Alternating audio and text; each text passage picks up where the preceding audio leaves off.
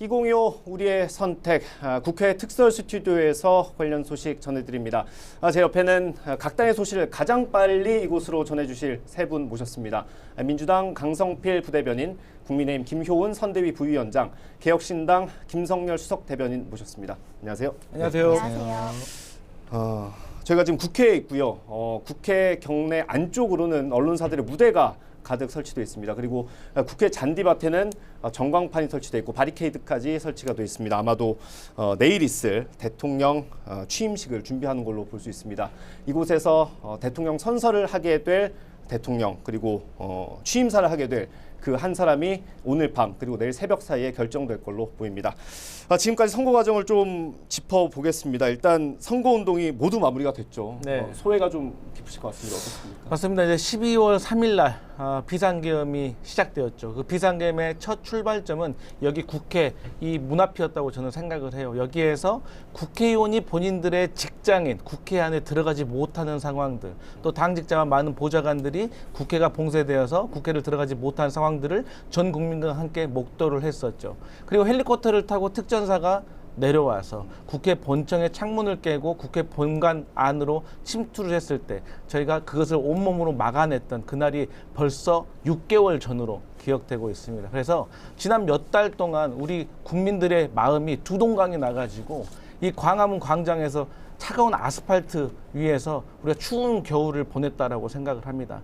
그래서 윤석열 전 대통령에 대한 어떤 심판에 대해서 반대하는 사람도, 거기에 찬성하는 사람도 이제는 선거를 앞두고 마지막 결과를 놔두고 있는데요. 여기에 대해서는 어떤 결과가 나오든지 간에 우리가 승복하고 이제 하나로 된 대한민국을 만들 수 있는 그 길을 나갔으면 좋겠다, 이런 소회가 느껴집니다. 네, 투표 시간이 조금 남긴 했습니다. 20여 분 정도 남았고요. 네, 국민의힘 소회 한번 들어볼까요?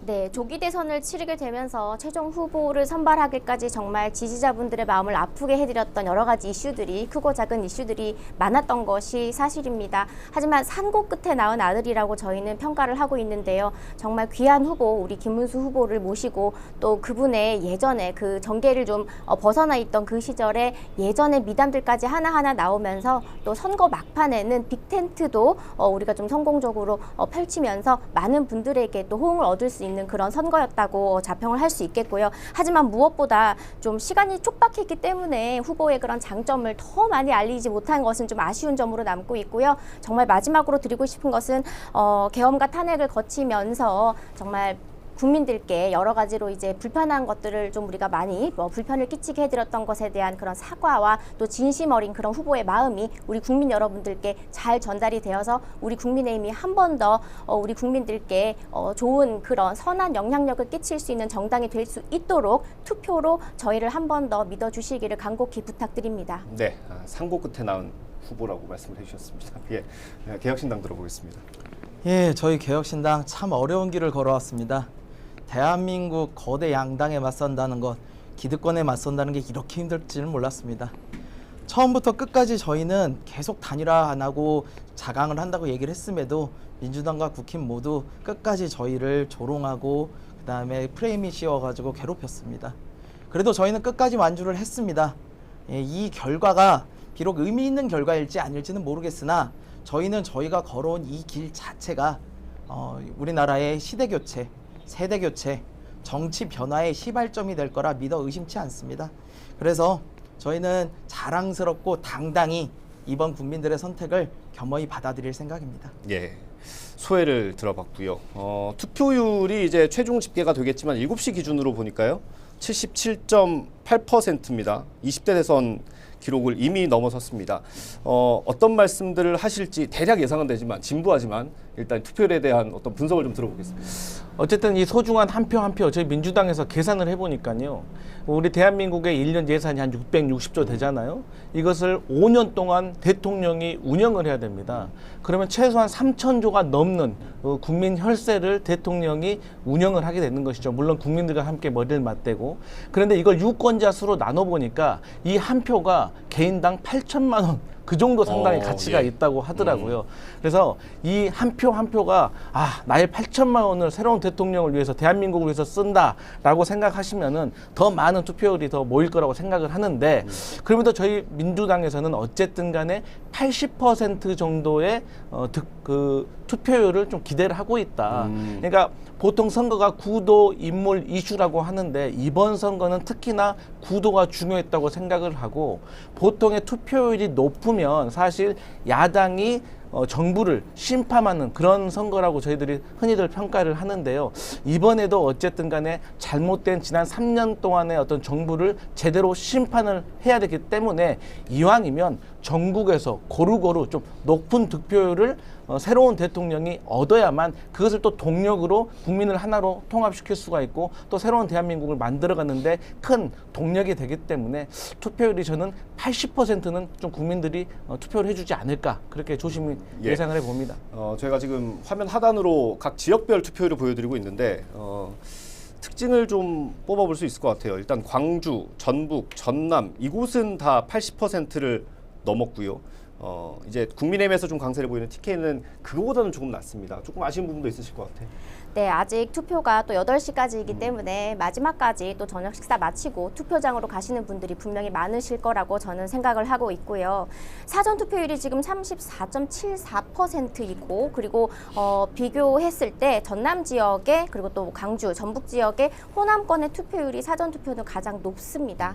그리고 이제 그에 반해서 본 투표율이 반대로 TK, PK 지역은 또 상대적으로 높은데 이런 성향 자체가 사실 앞으로 보면은 우리 정치에 좀 좋은 것 같지는 않습니다. 왜냐하면 이 투표 성향 자체가 본 투표나 사전 투표나를 가지고 양극화가 심해지는 것이기 때문에 바람직하지는 않은 것 같고요. 앞으로 이번 대선에 대통령이 누가 당선이 되시든지 간에 이런 여러 가지 선거의 부실에 대한 그런 의문이 좀 없어지도록 하고 또 이런 양극화를 해소할 수 있는 그런 화합의 그런 정치를 좀 해주었으면 하는 그런 바람이 있습니다. 네, 개혁신당에서 지금 투표율 어떻게 보세요?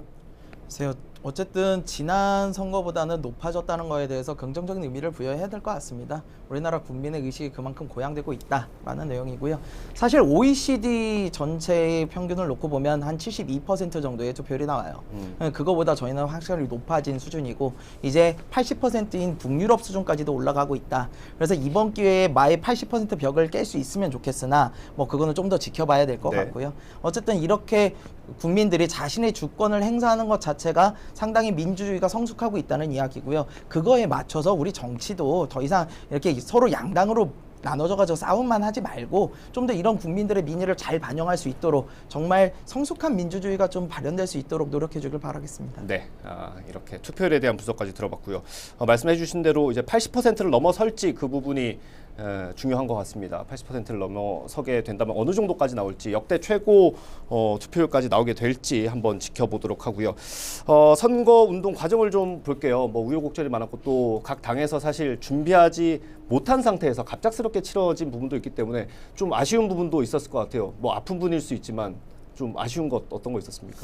네, 이제 저희가 캠페인을 하는 과정에서 가장 아쉬웠던 부분은 사실 저희 민주당과 다른 정당들과의 대통령 후보 TV 토론이 저는 가장 아쉬웠던 것 같아요. 그러니까 이 TV 토론이라는 것은 사실 국민들께 내가 대통령이 되고 나면 내가 이러이러한 정책을 하겠다. 그리고 내가 지금까지 대통령이 되기 위해서 내가 이러이러한 준비를 해왔던 사람입니다. 라고 저를 평가해 주십시오. 라고 이렇게 평가를 받아야 되는 자리인데 아쉽게도 이번 대통령 TV 토론은 네거티브가 조금 많이 서로에게 쓴소리를 하고 아픈 소리를 하고 그러면서 서로의 지지자를 향해서 조금 선거 운동을 하는 그런 TV 토론회가 된 것 같아서 많이 아쉽고 그런 차원에서 앞으로 이 대통령 후보들의 TV 토론에 대해서도 조금 더 다른 방식으로 접근해 보는 것도 괜찮다라는 생각을 해봤습니다. 그럼에도 불구하고 어쨌든 짧은 시간이지만 이 누군가에게 공격을 한다고 해서 그게 본인의 지지율로 반영이 되지 않는다는 것을 저는 이번 투표에서 좀 봤으면 좋겠고 오히려 국민들께서 이 공격을 받았을 때 이 후보가 어떻게 대처하는가에 대해서 좀 유심히 봐줬으면 했다. 왜냐? 이게 어떻게 보면 대통령이 된 다음에 야당, 언론, 국민들이 뭐 항상 잘할 수 없으니까 쓴소리 할 거 아니겠습니까? 네. 그 쓴소리에 대해서 어떻게 새로운 대통령이 받아들이는지에 대해서 평가할 수 있는 저는 무대였다고 생각을 하거든요. 네. 그래서 물론 네거티브 공격이 난무했지만 그 속에서도 국민들께서 저 후보의 인성과 됨됨이, 저 후보가 대통령이 된다면 국민들을 어떻게 대하겠구나라는 것에 대해서 나름의 판단과 평가를 하셨을 것이다. 그렇게 생각합니다. 이 투표권을 행사하는 이 유권자들 입장에서는 사실 토론회가 좀 많았으면 좋았을 것 같다라는 생각을 많이 하실 것 같아요. 또 토론회가 얼마 없었고 또 그 내용 자체도 조금 말씀하신 것처럼 좀 이렇게 정쟁 위주가 되다 보니까 좀 아쉬운 부분이 있었던 것 같습니다. 어떻습니까? 국민의힘에서 아쉬운 부분. 네, 아무래도 민주당 같은 경우에는 이재명 후보가 20대, 21대 똑같이 이제 대선 후보이기 때문에 조직적으로나 또 당 차원에서 잘 정비가 되어서 좀 출발을 했던 반면에 국민의힘 같은 경우는 후보를 산고 끝에 나왔기 때문에 좀 늦게 또 좀 시작을 하게 되었고 그런 부분에서 국민들께서 또 MZ 세대들이 335 또 밈이라든지 여러 가지 쇼츠 같은 것들을 파도 미담이라고 하는 그런 유행어를 좀 낳으면서 후반에 힘을 좀 받아서 우리가 탄력적으로 잘 그런 선거를 이끌어 갔는데 아무래도 시간이 좀 부족해서 아쉬웠던 점은 있고요. 그리고 또 하나 좀 특이할 것은 남의 식구 데려오기 같은 그런 양상이 좀 후반에 예. 펼쳐졌습니다. 네. 민주당에서는 보수 책사 윤여준 전을 선대위원장으로 영입을 했었는데 윤여준 전 장관. 네, 장관님을. 그런데 보수 책사라고는 하지만 이분은 사실 문재인 전 네. 대통령 경선 캠프에도 계셨던 분인데 우리 국민의힘에서는 이낙연 전 총리를 또 모시고 네. 또 마지막 시청 파이널 유세까지 했기 때문에 네, 남의 식구 모셔오기 측면에서는 국민의힘이 좀 더 크게 힘을 받지 않았나라는 그런 생각을 합니다. 별로 안 좋다고 하시고 그렇게 좋았다고 평가하시면 어떻습니까? 네, 개혁신당 얘기 들어보겠습니다. 저희는 뭐 아쉬운 거 투성입니다. 아무래도 내적으로는 3석밖에 안 되는 신생 정당의 한계를 뼈저리게 느꼈습니다. 그래서 뭐 홍보나 뭐 정책이나 이런 부분들도 아쉬운 게 너무 많았고요. 오로지 후보의 개인기로만 좀 의존하는 그런 모습들이 있었기 때문에 이번 대선을 계기로 좀 더 성장하는 모습을 보여야 될 것 같다는 생각을 하고요. 외적으로는 아까 토론 이야기가 잠깐 나왔습니다만 저희도 토론이 너무 아쉽습니다. 토론이라는 건요, 이게 더 이상 대선 후보쯤 되면은 사실은 정책과 공약에 좀 집중을 해야 됩니다. 왜냐하면 이분들이 곧 대통령이 되면 우리나라를 이끌어갈 정책의 총책임자가 되는 거 아니겠습니까? 특히 이번 대선의 경우는 인수위도 없는 대선이었단 말이에요. 그렇다면 좀 더 정책에 대해서 어떻게 실현해 나갈 건지, 어떻게 재원은 마련할 것인지 이런 것에 대해서 구체적으로 국민들에게 알려야 될 의무가 있는 거예요. 근데 시간상의 한계도 있고 3번이라는 한계도 있고 그러다 보니까 제대로 된 그냥 정책의 재원 마련을 물어도 그냥 딴 얘기 하시거나 이렇게 몰아버리시면 그만인 거예요. 극단적이라고 그래버리고 그러면은 뭘 할 수가 없잖아요. 그러니까 이런 부분에 있어서 앞으로는 우리 대정부 질문 같은 경우는 사실 질문 시간은 정해져 있지만 답변 시간은 제한이 없거든요. 네. 이런 식으로 좀 토론을 바꿔서 끝장 토론 형식으로 해서라도 정책에 집중하는 토론을 국민들께 좀 보여드리자. 이런 부분이 좀 아쉬웠습니다. 네, 뭐 덧붙여 말씀드리면 언론에서도 많은 지적을 했지만 공약집이 좀 다 각 당에서 늦게 나온 것도 사실 좀 아쉬운 부분입니다. 그래서 인물에 대한 평가만 가지고 투표를 해야 되는 상황이 될 수도 있는 상황이고요. 그거에 대한 부분이 좀 아쉬움이 있다고 다들 말씀을 해주셨고 저희가 한 5분 정도 더 쓸 수 있을 것 같은데 이번에 아쉬웠던 부분을 짚어봤으니까 좀 이거는 우리가 좀 당에서 잘 준비했다, 잘 먹혔던 것 같다 이런 거 있을까요? 저는 개인적으로 민주당 이재명 후보가 말했던 이 중도 우파 전략이 저는 이번 선거에서 상당히 유효하게 전략적으로 좋았다라고 저는 생각을 합니다. 이 선거가 아주 기본적인 원리입니다.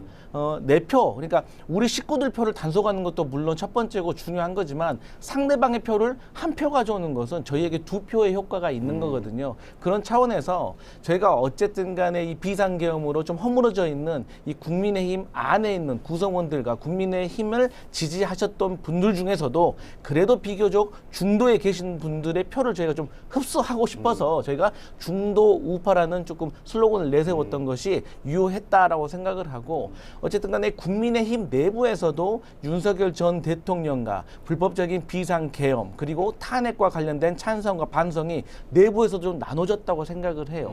그런데 이 상황에서 민주당에서 우리는 중도 우파입니다라고 저희가 주창을 해버리니까 사실 저희에게 주도권을 뺏겼다고 할까요? 네. 그러다 보니까 이 국민의힘의 내부 구성원들 중에서도 아 이번 기회에 그러면 민주당으로 가봐야겠구나. 네. 그런데 사실 전에는 여기는 진보, 여기는 보수라고 하면 상당히 상대 진영을 넘나들기가 상당히 부담스럽고 어려웠습니다. 하지만 아니 저기도 중도 보수라는데 왜 못 갑니까? 라고 자연스럽게 넘어왔던 네. 인사들이 있는 것이죠. 그리고 또 그분들이 사실 우리 구성원들끼리 이재명 후보를 칭찬하는 것보다 상대 진영에서 먼저 이렇게 칭찬을 해주시고 좋게 평가해 주셨던 분들이 있었기 때문에 저희가 좀 외연적으로 확장성을 국민의힘보다는 조금 더 할 수 있는 기회가 되지 않았을까라고 생각을 해봅니다. 알겠습니다. 생각보다 자랑을 많이 하셔가지고 한 45초씩밖에 시간이 안 될 것 같습니다.